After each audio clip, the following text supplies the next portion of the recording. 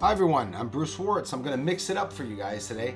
We have some live footage from last night, really late. It was actually this morning. It's June 5th this morning with the P900. I got some UFOs. I think I got one that I spotted twice, or it's two UFOs in a difference of maybe 28 seconds. So I saw one go from top to bottom of the moon, and then I saw it or another one come back up, but then change directions. And the directional changes is what we love seeing. Check it out. Look carefully. Did you see it? That was real speed. I guess you didn't. So let's look at it in slow motion. I'll get the arrow along it the whole way down. So of course, the question of it being satellites or not, I think this is a UFO. I don't think it's a satellite. It's not bright. Satellites that I'm seeing are looking very bright and orange-like. Look like they're lit up.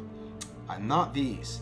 This is the P900 footage again, zoomed up really close. So this is with the camera, and this is after having been edited. Look how wide the view is. When you see a P900 live moon footage, notice how wide the view is. Right now we're looking at a focal length of over 2,000 millimeters. With the editor, you lose quality by enhancing and expanding the features like this, but you get a lot better of a view. It's hard to understand, I know it, and some of you say, well, what the hell are you doing? Why don't you just show us the regular footage?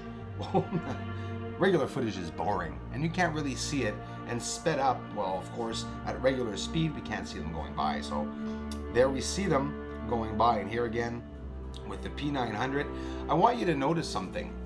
This is Archimedes right here, and this is Plato Crater. Now look at all the standing, towering objects beside Plato Crater that once again we can see here because of the line of light. And that's what I love doing, is as that line through the moon phase is moving over, this line right there, we're getting amazing views with the lights that are, the shadows that are amongst and around all the structuring and towering objects. The towering objects are peaking, they're lit up, and underneath we can see the base formations of them and the foundations of it because of this line of light. So again, I'm going to have some lunar footage with the CGXL 14-inch telescope in a couple of seconds, but watch this. We're going to see it here come up again. I'm showing you in different angles with night vision. This is straight up, so we can see it going by, and we can see its directional change. Now here it is, guys. The slower we go, okay, the more wobbly we see them going. And some of you say that it's wobbly, it's not UFOs. Well, here's the regular speed, and you'll see there is no wobble. Quickly look, and you will see it go by on the bottom there. As we're going down here, get ready, there it is. Was there any wobbling? There was no wobbling whatsoever. But when we slow it down, we can see that it looks like more of a wobble. I slow it down deliberately so we can see the field of energy that's around it. To give us an idea, at one point we will be able to characterize these objects, these UFOs. It's amazing. Every day we're finding new stuff. All the time we're seeing new crafts, and we're seeing them very pressed up against the surface of the moon.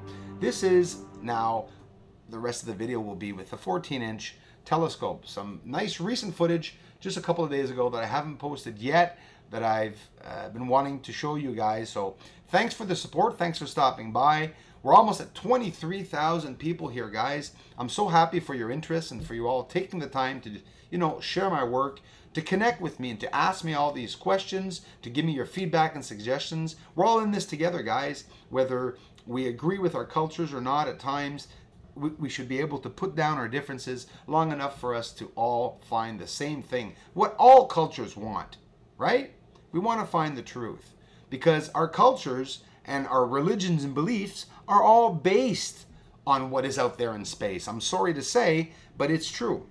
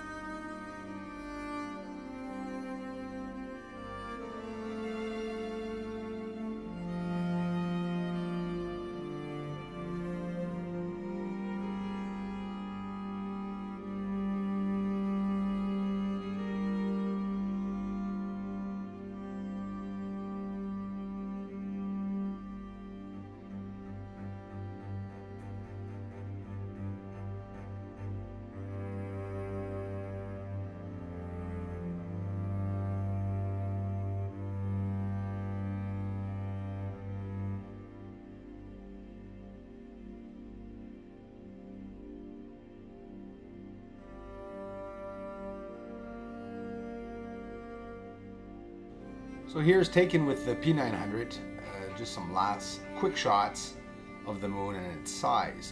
You see, I'll be putting these in my documents, and side by side in comparison in photography over the years, we should see a lot of amazingly astonishing changes on the moon. And if not, well, we will have done the work to be able to see for any changes. I can't see everything, but most definitely if I'm on the moon every chance I get, we will see so much.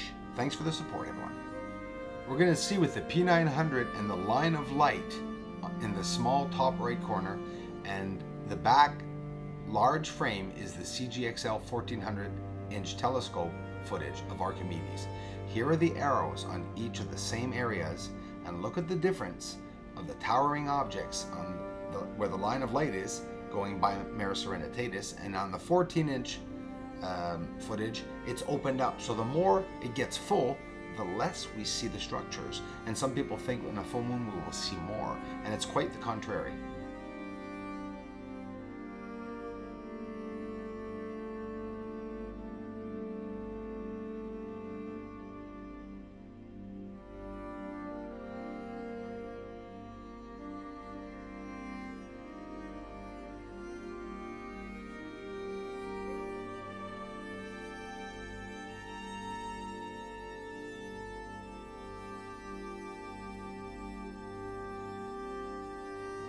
Here we can see the line of light and darkness is just off to the left of Copernicus crater, right here.